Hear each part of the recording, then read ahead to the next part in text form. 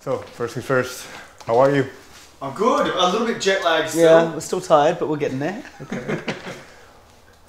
Before we talk about the music you've been making lately, I'd like to go to something that you started out with, which is busking, and you still do to this day. So what keeps being the appeal to just play in the streets? Busking is amazing, not only because it's where we started our career and what originally got us so invested in trying to do a performance when playing, but what really still draws me to it is playing to people that aren't interested in seeing you, that aren't there to listen to music, and if you can get them to stop and make their day a little bit better and make people smile, that aren't there, they're not there to listen to music, they're there to either go shopping or on their lunch break or something. And so it was always a challenge to if people would stop, if they'd stop, and then the challenge was if they'd smile, and if you get them to smile, then you've made someone's day.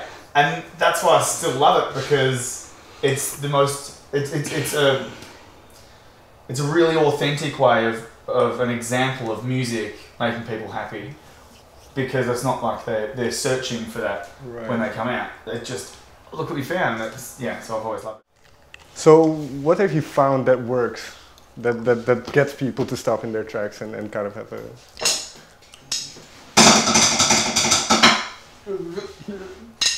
Pretty much you play on anything that people don't expect. That was a lot. It was a lot of just intricate guitar and just being loud as fuck. Just getting real loud, just getting in people's face and just making people laugh. Doing somersaults. Oh my god! And then once there's crowds attract crowds, so you know, it's a lot of fun. Being that sort of live energy is it just if you get a few people there, then some people might hear you and walk up, or some people might look at the crowd and go, "Oh, I wonder what they're looking at," and then they walk up, and then once it's bigger, "Oh, I wonder what they're looking at," and so it can really jump away to a much bigger crowd pretty quickly. So what is one of the biggest memories you have of busking at the time? The funniest memory was we foiled a mugging. Okay. Yeah, this guy started attacking this guy in front of us. We had a big crowd, so he was really high or really on something. He was this homeless guy. So our sister just opened the door and just went. He was a homeless guy, or I don't know if he was homeless, but he was really high, and he started attacking that old man. Remember? Yeah. So I pulled him off, and we threw him on the ground. There's a big crowd, and I said to him, "Don't you touch him again, or I'll touch you." Thinking it sounded tough, it just didn't. It sounded creepy. And so then the guy got up and I said, "You got to leave Burke Street. We'll call the cops." And he just pulled his pants down and just started weeing on the floor right in front of me, and then just goes and stared me down while he was weeing, and I was like, "Yeah, that was you win that argument, mate." That was the perfect response, a proportionate response, I think. Yeah. But something else. I mean, that's the thing about busking.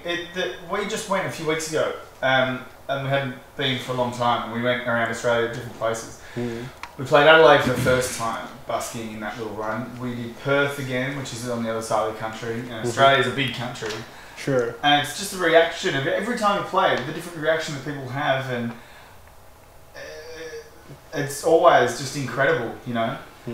This was the first time we've been busking for a while because we've been touring a lot, and it was just to do promo, and we had to do promo in those towns. So we said, well, let's go busking. Now, I've done somersaults on stage for years now. That's part of what I do.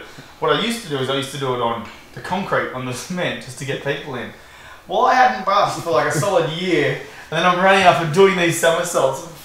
I think I threw my shoulder out a couple of times, but it's great to get back into it. And the whole thing, there's certainly a lot of tough days, you know, when it's cold and wet and that sort of thing, but when it's good, it's great. But in that sense, it's also a place where you can then hone your craft and then you can try out new songs and, you know, road test different songs and see if they work, and if you enjoy them, and if they don't, it doesn't matter. You know, no one cares. There's no consequences at all when you're busking, and then it's fun.